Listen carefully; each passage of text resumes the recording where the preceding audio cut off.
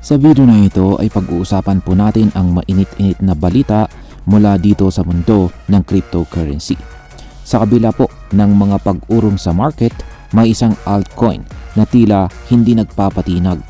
Habang si Bitcoin ay kasalukuyang may kinakaharap na kahinaan, si XRP naman ay tila lumalakas pa. Ayon po sa isang technical na analysis gamit po ang Ichimoku Cloud, isang advanced na charting system po ito. Yan, lumalabas na si XRP ay posibleng pumalo ng hanggang $4.50 ngayong buwan ng May or Mayo. Pero ang tanong, totoo nga ba ito? At bakit tila siya ay nangunguna sa crypto market ngayon? Kaya yan po ang siyang ating pag-uusapan sa video na ito. Pero bago po tayo magpatuloy, ay pakibasa na lamang po muna ang disclaimer dito sa ibaba ng ating screen. Yan, bago po natin alamin ang analysis na yan, ay alamin po muna natin ang sitwasyon ngayon sa pagitan ni XRP at ni Bitcoin. Yan, sa ngayon ay parehong nakaranas po ng bearish pressure o pagbaba ng presyo sina XRP at Bitcoin simula pa noong buwan ng February. Pero ang kaibahan, habang si Bitcoin ay bumigay sa ilalim ng kanyang mga technical support levels, sa XRP naman ay patuloy na lumalaban at nananatili sa taas ng kanyang mga key support levels. Yan, particular po ang kanyang kasalukuyang key support level na nakapwesto sa presyong 2.07. Ibig sabihin nito ay kahit may pag-urong sa market, sa XRP ay nananatiling matatag.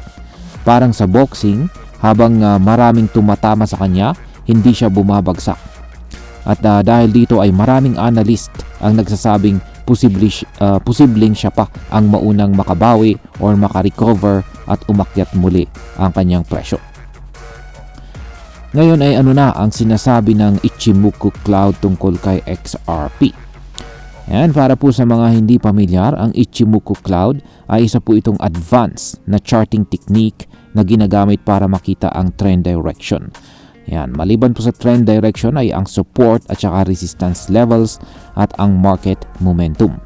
Ayon po sa analysis ni Dr. Kat, isang kilalang market watcher, makikita po sa weekly chart ni XRP ang isang bullish structure. Ang ibig sabihin nito ay mas malaki ang posibilidad ng pagtaas ng presyo kaysa sa pagbaba. Una, sa XRP ay nananatili sa taas ng Kijun Sen, isang line sa chart na nagsisilbing balance ng presyo. Ayan, tingnan po natin yung ibinahagi ni Dr. Kat dito na chart. Ayan. Nakikita natin dito yung Kijun Sen, isang linya, at ito yung nagsisilbing balance ng kanyang presyo. Ito po ay nasa presyong 2.07 ngayon. At habang nasa taas nito sa XRP, ibig sabihin ay nananatili po siya sa equilibrium o tamang balance sa market. Pangalawa ay ang Tenkan Sen. Ayan, ang Tenkan Sen ay nasa taas naman ng Kijun Sen. Ayan, ito ay tinatawag na bullish crossover. Ang sinyalis na ito ay nagpapahiwatig na ang short-term momentum ay pabor po sa mga buyer o mga gustong bumili imbes na sa mga nagbebenta. Pangatlo ay ang Chikou Span. Ito naman ay ang lagging line. At ito ay nasa itaas ng price action mula 26 weeks na ang nakakaraan. Kaya historically ito ay sinyalis na nasa bullish position pa rin itong si XRP. At ang pinaka-importanting bahagi ay ang Future Cloud or COMO. Ayan, ito po ay makapal at pataas ang kanyang direksyon. Ayan, kapag ganito po ang form ng cloud, ibig sabihin ay lumalakas po ang support para po sa altcoin na ito or para kay XRP. At maliban dito ay mas mataas po ang posibilidad na siya ay makaranas ng rally. Ngayon ay dito naman po tayo sa volume at saka candlestick pattern ni XRP. Ayan. Bukod po sa chart lines ay may iba pang mga senyales na nagpapakita ng lakas itong si XRP. Yan, ang isa po rito ay ang kanyang trading volume. Ayan ang kanyang trading volume dito. Ayan, wala po silang pinakitang chart sa trading volume. Ayan, kapag stable at saka consistent ang volume, kahit sa panahon na consolidation or pag-ipon ng presyo, ibig sabihin ay maraming market participants ang active. Ayan, hindi ito ghost town. Aktual na may galaw po sa likod ng presyo. Ang candlestick patterns din ay nagpapakita ng matinding depensa ng mga buyers. At yan po ay nasa price range na $2.03 hanggang $2.06 dollars.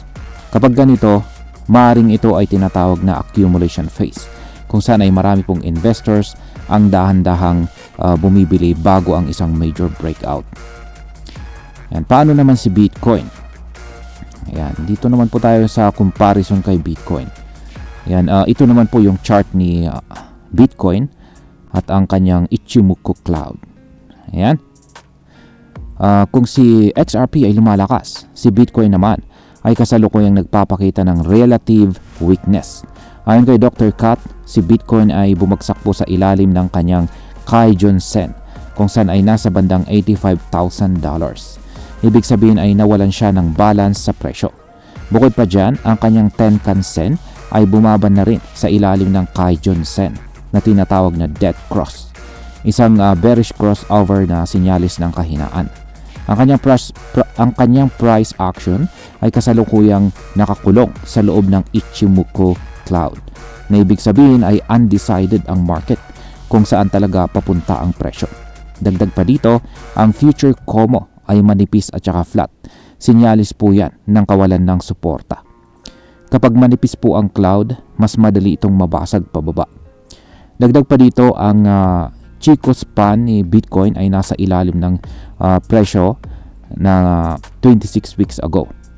At ang trading volume ay bumaba naman mula nang maabot niya ang $110,000.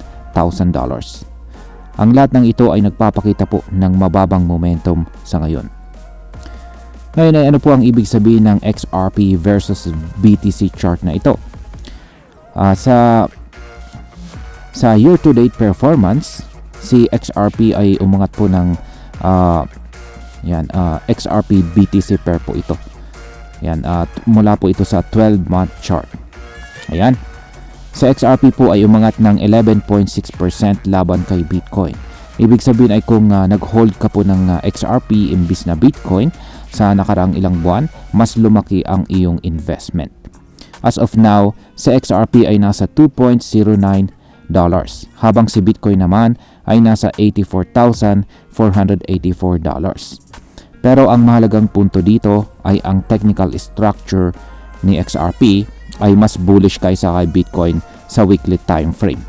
Kung magpapatuloy ito, posible talagang maabot na XRP ang target price na $4.50 sa buwan ng May, lalo na kung mapapanatili niya ang position sa itaas ng Kijun Sen at saka Ichimoku cloud. Yan. Ngayon ay pag-usapan naman po natin ang posibleng maging epekto nito para sa atin bilang mga Pinoy crypto traders at investors na XRP. Para sa atin na nakatutok sa crypto market, ito ay isang magandang oportunidad. Kung meron po tayong XRP holdings, baka panahon na para bantayan natin ang chart at tingnan kung kailan ito aakyat. At kung wala pa tayong XRP, baka ito na ang panahon para siya po ay pag-aralan. Hindi ito nangangahulugang automatic po tayong kikita dito. Pero ito ay sinyalis na may mataas na posibilidad ng kita kung tama ang pagpasok at pagbantay natin sa market. Magandang paalala rin ito na hindi lang si Bitcoin ang may potensyal sa crypto market. Maraming altcoins ang pwedeng bigyan ng pansin, lalo na kung may malinaw at technical indicators tulad po ng Ichimoku cloud. Bilang panghuli, ang masasabi ko naman po rito ay ito ay isang exciting na development para kay XRP. Habang maraming altcoins ang unti-unti nang napupunta sa bearish territory, sa XRP naman ay patuloy na nagpapakita na kaya niyang tumayo sa sarili niyang lakas. Hindi lang ito tungkol sa chart o technicals, kundi pati na rin sa sentiment ng mga tao. Kapag maraming naniniwala at sabay-sabay na sumusuporta, nagkakaroon ng momentum. Pero gaya ng lagi kong paalala, huwag po tayong pumasok sa hype lamang. Gumamit po tayo ng tamang analysis, bantayan po natin ang mga indicators at siguraduhin handa po tayo sa anumang senaryo. At ayan, hanggang dito na lamang po tayo sa video na ito mga ka-crypto. Marami pong salamat sa panonood, ingat po tayo lagi at God bless po sa ating lahat.